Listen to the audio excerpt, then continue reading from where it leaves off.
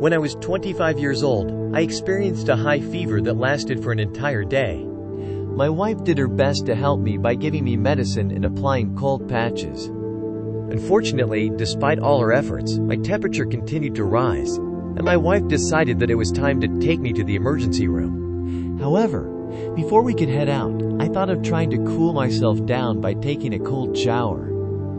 I made my way to the bathroom, but as soon as the cold water hit me, I collapsed and fell face down on the floor of the tub. The moment I fell, I saw myself lying on the floor. I felt as if I was looking down on myself from the ceiling. The first sensation I experienced was physical relief. It seemed as though I had no lungs or any other organs for that matter.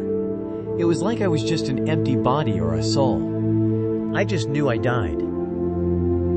As I lay there, I couldn't help but think to myself, okay, this is not that bad.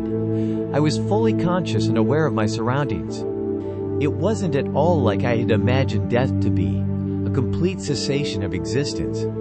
Instead, there was a sense of peace and tranquility that I had never experienced before. It was almost like I was floating in a sea of serenity, and all my worries and fears had vanished into oblivion. As I floated weightlessly above my physical body, I was struck by an odd sense of detachment and otherworldliness. My gaze was drawn downwards towards my still lifeless body lying motionless on the ground. I couldn't help but stare at myself for what felt like an eternity, my eyes tracing the contours of my body as if seeing it for the first time. Suddenly, my attention was diverted by a strange sensation behind me. It was a dark tunnel. Without hesitation, I turned my head to look at it. The tunnel seemed to go on forever, a never-ending expanse of nothingness that swallowed all light and sound. Despite the unnerving emptiness, I couldn't shake the feeling that something was waiting for me at the end of the tunnel. A part of me was curious, drawn to the unknown and inexplicable. There was no light at the end of this tunnel like I expected. For a second, I thought about going inside to check for the light, but I somehow knew if I went, I would never come back. As I looked at my body on the floor, I thought about if I was ready to go. I was young. I liked my life. I didn't feel fear or sadness. I was just really focused on everything that was going on. It felt like time had stopped and everything had come to a standstill.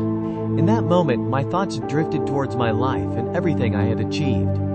I pondered over all the memories that I had made, the people I had met, and the experiences that had made me who I was today. As I reflected, a realization dawned on me. I wasn't ready to die. I couldn't give up on everything that I had worked so hard for. With that thought in mind, I slowly floated down to position myself directly above my body, hoping that somehow that would increase my chances of coming back to life. As nothing happened, that was when I started to panic a little because I didn't know if it was even possible to come back. I ducked my head into the physical head and tried to throw myself into my body. In that second, I was back. As I slowly opened my eyes, the first thing I noticed was an intense pain coursing through my body. It was so overwhelming that I could hardly move. I tried to get up, but my body wouldn't cooperate.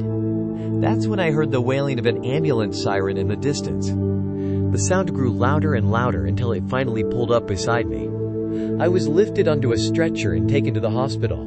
The next thing I knew, I was waking up in a hospital bed. It was then that I realized I must have been unconscious for some time. After my recovery, I couldn't help but share my experience with my wife. We came to the conclusion that everything I had experienced was a dream induced by my fever or something of the sort. However, as I continued with my life, that conclusion just didn't feel right to me. Years later, I stumbled upon a book on near-death experiences and read 2 accounts of other people who had gone through similar experiences.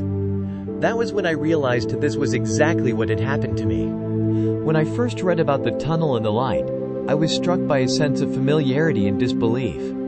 I couldn't believe that what I had experienced could be a well-known phenomenon. I had always kept my experience to myself, but reading about it made me feel less alone. In the years since, I've read extensively about near-death experiences and the various theories that attempt to explain them. Despite the range of opinions out there, I remain convinced that what I experienced was real.